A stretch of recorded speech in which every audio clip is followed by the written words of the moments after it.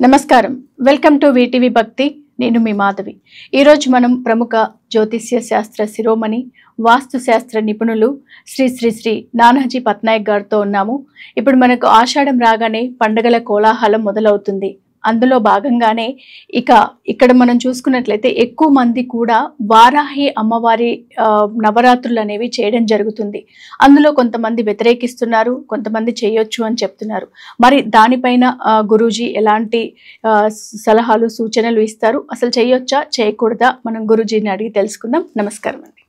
శ్రీమాత్రే నమః. గురూజీ, ఇప్పుడు వారాహి నవరాత్రులు మొదలయ్యాయి. చాలా మందిలో ఒక అపోహ ఉంది. అంటే కొన్ని డేస్ వరకు అసలు వారాహి అమ్మవారు అంటే కూడా తెలియని వాళ్ళు ఉన్నారు.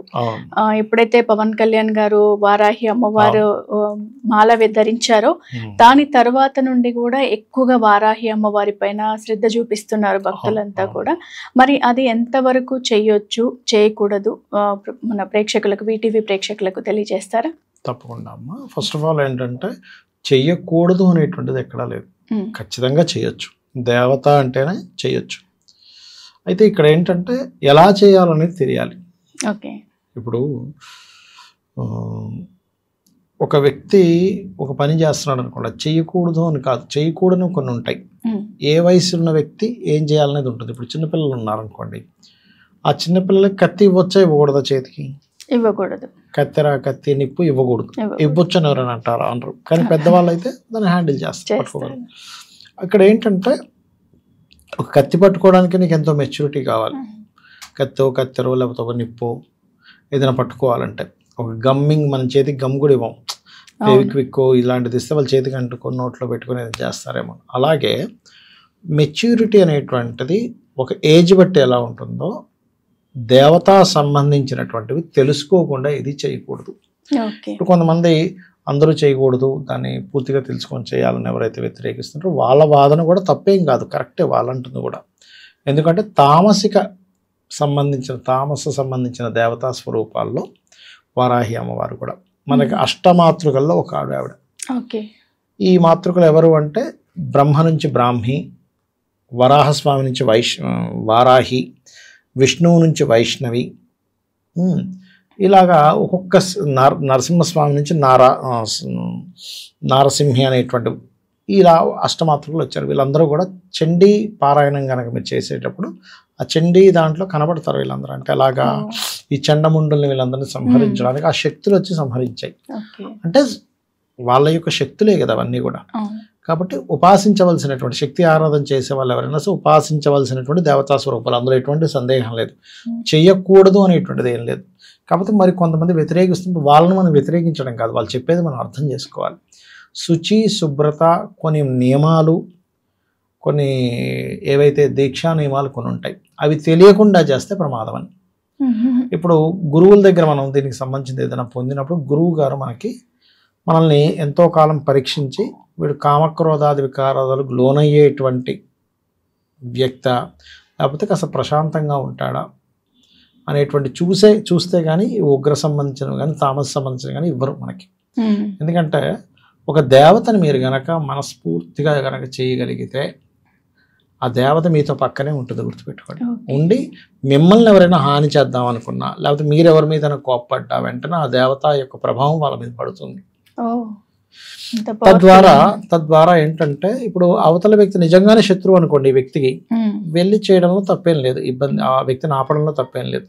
కానీ ఆ వ్యక్తి అమాయకుడు, ఇతనికి ఉన్నటువంటి కోప స్వభావాన్ని ఆపుకోలేక ఏదో అన్నాడు అవతల వ్యక్తిని గబుక్కుని, అప్పుడు ఈ ప్రభావం అక్కడ పడినప్పుడు వాళ్ళు నష్టపోతారు. కొంత నష్టపోయినప్పుడు ఆ యొక్క సంబంధించినటువంటిది ఏదైతే ఉందో, ఇప్పుడు అవతల వ్యక్తి శత్రువు అనుకోండి అమ్మా, ఆ శత్రువు యొక్క అంటే ఆ శత్రువుని ఆపడంలో తప్పు లేదు, ఓకే. కానీ శత్రువు కాకుండా అమాయకుడు ఇబ్బంది పడ్డాడు అనుకోండి, ఈ వారాహి సంబంధించిన సాధనలో అవతల వాళ్ళు ఎవరైనా ఇతని కోపం వల్ల ద్వేషం వల్ల దేనివల్ల అయినా వాళ్ళకి ఇబ్బంది కలిగినప్పుడు అమాయకులు బలైనందుకు దాని ప్రభావం వీళ్ళు కూడా అనుభవించాలి. ఓకే. మరి మీరు అనొచ్చు అదేమిటండి అమ్మవారికి తెలీదా వాడు అమాయకుడు అని? తెలుసు, కానీ ఆ సాధన యొక్క సాధన ధర్మం అంతే. అలానే వాడికి వచ్చి కీడు కలగాలని చెప్పి చేస్తే మాత్రం అది ప్రభావం అక్కడ చూపించదు. వీడిని రక్షించాలి అంతే. ఇప్పుడు తల్లి ఉంది, ఎవడో వచ్చేదో అన్నాడు, వెంటనే తల్లి బాధ్యత ఏంటి, వాడిని ఫస్ట్ అట్లా అంటారు, వాడి క్యారెక్టర్ మొత్తం తెలుసుకోవాల్సిన అవసరం లేదు అక్కడ. వాడు బయోడేటా ఖండిస్తుంది, ఫస్ట్ అయితే ఖండిస్తుంది, తర్వాత తప్పులు తెలుసుకుని తర్వాత మళ్ళీ వీడికి వేయాల్సిన శిక్ష వీడికి వేస్తుంది. అలా అందుకని ఆ రకంగా సరైనటువంటి శుచి శుభ్రత ఏమీ లేకుండా ఇష్టం వచ్చినట్టుగా దీక్షలు తీసుకొని అనవసరంగా వీళ్ళు ఇబ్బంది పడతారు అనేటువంటి భావనతో కొంతమంది ఖండిస్తారు. అంతేగాని వారాహి అమ్మవారిని పూజించకూడదని కానీ, ఎందుకంటే దేవతా స్వరూపం, అష్టమాతృకల్లో ఒక మాతృక, మహాలక్ష్మి కూడా ఒక మాతృక, తెలుసా మీకు? అష్టమాతృకల్లో మరి మహాలక్ష్మిని చేయట్లేదా మనం? ఇప్పుడు ఉగ్రస్వరూపాలు చేయకూడదు అనుకుంటే మరి నరసింహస్వామి యొక్క ఆరాధన చేస్తున్నాం, మరి ఉగ్రస్వరూపమేగా. ఎందుకు ఆ ఉగ్రస్వరూపం వచ్చిందంటే రాక్షసుల కోసం వచ్చింది. ఈ వరాహమూర్తి కానివ్వండి, వారాహి కానివ్వండి, నరసింహస్వామి కానివ్వండి, ఏదైనా రాక్షసుల కోసం. ఆ రాక్షసుడు అటువంటి వరాన్ని పొందాడు. ఇంట అవ్వకూడదు, బయట రాకూడదు తన యొక్క మరణం. భూమి మీద కాదు, ఆకాశంలో కాదు. హిరణ్యకశిపుడు యొక్క హిరణ్యకశిపులని ఇద్దరు ఉంటారు. ఆ ప్రహ్లాదుల కోసం ఆ యొక్క అవతారం రావడం జరిగింది. హిరణ్యకశిపుని యొక్క సంహారం కోసం. మృగము అవ్వకూడదు, నరుడు అవ్వకూడదు, ఇవన్నిటిని తీసుకొని రాత్రి పగలు రాత్రి కాకూడదు, పగలు కాకూడదు, ఎటువంటి ఆయుధాలతో అవ్వకూడదు. అందుకని గోర్లు. ఆ రకంగా ఏంటంటే మన కోసం కాదు ఉగ్ర రూపాలు, రాక్షసుల కోసం మనం పూజించడానికి ఇబ్బంది ఏం లేదు. కానీ ఉగ్రస్వరూపాన్ని పూజించేటప్పుడు దానికంటూ నియమాలు చాలా జాగ్రత్తగా పాటించాలి. ఎలాంటి నియమాలు? బ్రహ్మచర్యం ఖచ్చితంగా పాటించాలి, అబద్ధాలు ఆడకూడదు. ముఖ్యంగా ఉగ్ర రూపం దాల్చిన స్వామి అంటే ఏ రూపాన్ని అంతదాగింది. ఇప్పుడు మహాలక్ష్మి ఉంది, శాంత స్వరూపమే కదా, ఒక అబద్ధం ఆడకూడదు తెలుసా? మహాలక్ష్మి పూజ చేసేటప్పుడు చాలా మంది తెలియక ఏముంది మహాలక్ష్మి కదా అనుకుంటాం. అబద్ధం ఆడితే మీలో అంటే ఆ వ్యక్తి ఎవరైతే సాధన చేస్తున్నారో ఆ వ్యక్తిలో ఆ ఇది లేదు. ఇప్పుడు మీరే ఉన్నారమ్మా, ఒక ఫ్రెండ్, మీకెవరో ఒక అమ్మాయి ఫ్రెండ్ ఉంది, ఆమె అన్ని అబద్ధాలు ఆడుతుంది అనుకోండి, ఇది ఫ్రెండ్షిప్ దక్కదు. అలా కదా నేను చెప్తున్నా. ఒక ఫ్రెండ్ ఉంది, ఆవిడ మీకు ఫ్రెండ్ అవుదామని వచ్చింది, అన్ని అబద్ధాలు ఆడుతుంది, మీరు ఏం చేస్తారు? మా వద్దురా బాబు, ఈ ఫ్రెండ్షిప్ ఎలా కట్ చేద్దామా అని చూస్తాం, ఆలోచిస్తుంటాం. ఒక దేవతని దగ్గర తీసుకుందాం అనుకున్నప్పుడు, దేవత మిమ్మల్ని దగ్గర తీసుకోవాలంటే క్యారెక్టర్ చాలా ముఖ్యం. అబద్ధాలు ఆడడం, పక్కోడికి కీడు జరగాలని కోరుకోవడం, ఇలాంటివి ఉండకూడదు. దేవత సంబంధించిన అనుగ్రహం పొందాలి అంటే కంప్లీట్ గా సాత్వికంగా ప్రతి వ్యక్తికి మంచి జరగాలి. మనం ఏం సహాయం చేయగలం, మనం ఆ వ్యక్తి దగ్గర నుంచి ఆ వ్యక్తికి మనం ఏదైనా సరే కీడేం చేయకుండా ఉండగలగాలి, సహాయం చేయగలగాలి, అలా ఉండగలగాలి. ఆ తత్వం ఉంటూ బ్రహ్మచర్యం పాటిస్తూ, ముఖ్యంగా వారాహి అమ్మవారి పూజ రాత్రిపూట చేస్తారు, పగలపూట. అలాగే ఇంకోటి గురుజీ, అంటే మనకు వారాహి అమ్మవారికి ఓన్లీ ఎండు మిరపకాయలతో మాత్రమే యాగం చేస్తారండి. అది ప్రత్యంగిరాకి చేస్తారు, ప్రత్యంగిరాకి చేస్తారు ఎండు మిరపకాయలతో. వారాహికి ఏంటంటే యాక్చువల్గా నార్త్ సైడ్ కొంతమంది కౌలాచార విధానంలో మద్యము మాంసం కూడా పెడతారు. అయితే సాత్విక విధానంలో చేసేటువంటి వారు గారెలు పెడతారు, మినప గారెలు. అదేవిధంగా తాటి బెల్లముతో చేసినటువంటి పాయసాన్ని నైవేద్యం పెట్టాలి అమ్మవారికి, వారాహి అమ్మవారికి. అష్టోత్తరాలు సహజంగా వారాహి అష్టోత్తరాలు చదువుకోవచ్చు. మరియు అదేవిధంగా స్త్రీ సూక్తము పురుష సూక్తంతో చేయొచ్చు. వారాహి అమ్మవారి స్తవం ఉంటుంది, అది చదువుకోవచ్చు. లేదు అనుకుంటే ఇప్పుడు 9 రోజులు చేయలేరు, ఏదో ఆటంకం వస్తుంది, ఊరు వెళ్ళడమో ఎవరో గతించడం ఉంటుంది, ఆఖరి 3 రోజులు చేసుకోవచ్చు అని చెప్తారు. లాస్ట్ 3 days, ఎందుకంటే మనకి శాస్త్రాల్లో అష్టమి నవమి చాలా ప్రధానమైనటువంటివి అమ్మవారికి చేయడానికి. కాబట్టి ఆఖరి 3 రోజులు హ్యాపీగా చేసుకోవచ్చు వారాహి అమ్మవారి.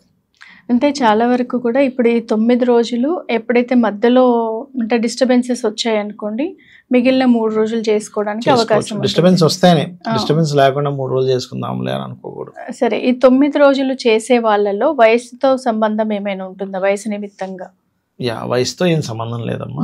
ఇక్కడ ఏంటంటే భక్తి, భావన, శ్రద్ధ నియమాలే చాలా ముఖ్యం. నియమాలు పాటించకుండా ఏది చేయకూడదు, గుర్తుపెట్టుకోండి. మనం ఒక చిన్న కారు నేర్చుకోవాలంటే దానికి కొన్ని రూల్స్ ఉంటాయి, రూల్స్ రెగ్యులేషన్స్ ప్రాక్టీస్ అనే ఉంటుంది. మరి దేవతని ప్రసన్నం చేసుకోవాలంటే ఎంత ఇది ఉండాలి చెప్పండి. ఇప్పుడు చాలా వరకు కూడా ఈ మధ్యలో ఈ దుర్గామాత అమ్మవారి నవరాత్రులు లేడీస్ కూడా వేసుకుంటూ ఉంటారు. అవునమ్మా, అలాగే ఈ నవరాత్రులు కూడా ఇప్పుడు మొదలైంది. అదే అందరూ మనం వేసుకోవచ్చు. అనుకున్నట్లుగానే పవన్ కళ్యాణ్ గారి తర్వాతనే ఇది ప్రారంభమైంది. అసలు అవును. వారాహి అమ్మవారు అంటే ఏంటో కూడా తెలిసింది. అవును. అంత శక్తి కలిగిన అమ్మవారిని అంటే కొన్ని రోజులు కంటే మన ఈ కలికాలంలో ఒక్కొక్క శక్తి ఒక్కొక్కసారి మనకి మా ప్రజల్లోకి రావడం జరుగుతుందంట. అంటే ఈ కాలంలో కలియుగంలో చెప్పినటువంటిది ఏంటంటే గణపతి మరియు చండి త్వరగా ఫలిస్తుంది. అందులో కలియుగ వెంకటేశ్వర స్వామి అని కూడా చెప్తూ ఉంటారు. వేరేవి ఫలించవనగా త్వరగా ఫలించేటువంటి వాటిల్లో ఇంకోటి ఏంటంటే ఈ స్వామివారిని అంటే ఈ అమ్మవారిని కనుక ఎవరైతే పూజిస్తారో భూ వివాదాలు పోతాయి.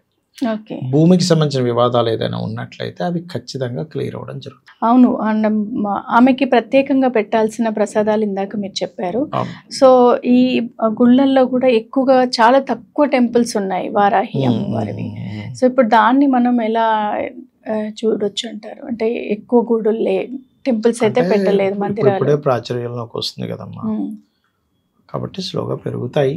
అయితే ఒకటేంటంటే అక్కడ గుళ్ళో కూడా చాలా నియమ నిబంధనలు పాటించాలి. ఎందుకంటే ఒక శక్తిని మనం హ్యాండిల్ చేయడానికి ఇప్పుడు కోపంగా ఉన్న అమ్మ, ఉగ్రస్వరూపంలో ఉన్న అమ్మ, సొంత అమ్మే బాగా కోపంలో ఉంది, అప్పుడు ఎలా హ్యాండిల్ చేస్తాం? అమ్మని చాలా జాగ్రత్తగా మాట్లాడతాం. అవును. కూల్ చేయడానికి ఏదో ఒక విధంగా జాగ్రత్తగా తనకి ఇష్టమైన మాట్లాడడం, తనకి ఇష్టమైన పనులు చేయడం అదే అలాంటివి చేస్తాం. కూల్గా ఉంది నవ్వుతుంది అనుకో, మనం పెద్దగా అక్కడ జాగ్రత్త ఉండక్కర్లే. కాబట్టి ఉగ్రస్వరూపాలు, తామసిక స్వరూపాలని చేసేటప్పుడు చాలా భక్తి శ్రద్ధలు ముఖ్యం. అక్కడ ఇష్టం వచ్చినట్టుగా చేస్తే అది కరెక్ట్ అయినటువంటి విధానం ఫలితం ఉండకుండా.